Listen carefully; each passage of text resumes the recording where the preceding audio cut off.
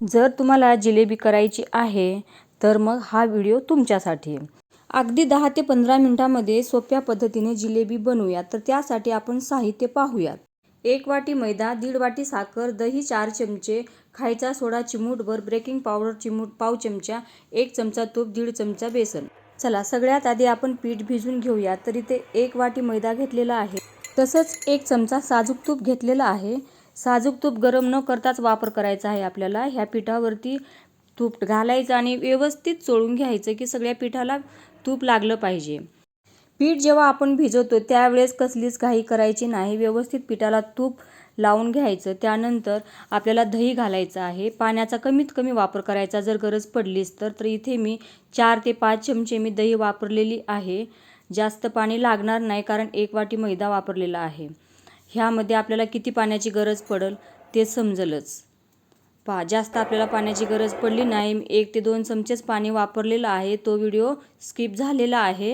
ह्या पद्धतीनं फेटून घ्यायचं, एकाच दिशेने फेटून घ्यायचं आणि 10-15 मिनिटासाठी आपण ठेवूयात। 15 मिनिट पूर्ण झालेले आहेत।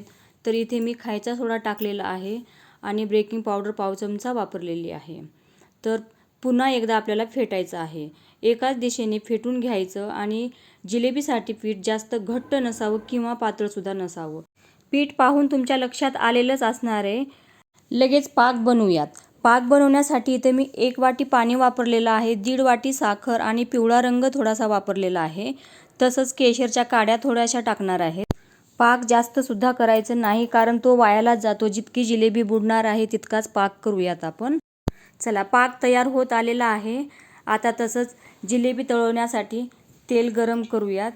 तेलसुद्धा गरम होत आलेलं आहे, पाकसुद्धा तयार आहे। तर मग आता जिलेबी सोडायला काहीच हरकत नाही। तर इथे मी दुधाची पिशवी घेतलेली आहे, एकदम सोपी पद्धत आहे। चला, जास्त पण पीठ टाकायचं नाही, 1 ते 2 पळीच टाकायचं कारण जास्त पीठ टाकल्यावर ते पिशवीच्या वर येऊ शकतं। तेलसुद्धा गरम झालेलं आहे। तर जिलेबी आपण ह्या पद्धतीनं टाकूयात। पहा, मस्त तेल जास्त कडक पण नाही, हवा तितकाच गरम आहे आणि जिलेबी टाकून सुद्धा झालेली आहे आणि ती तळत आलेली आहे।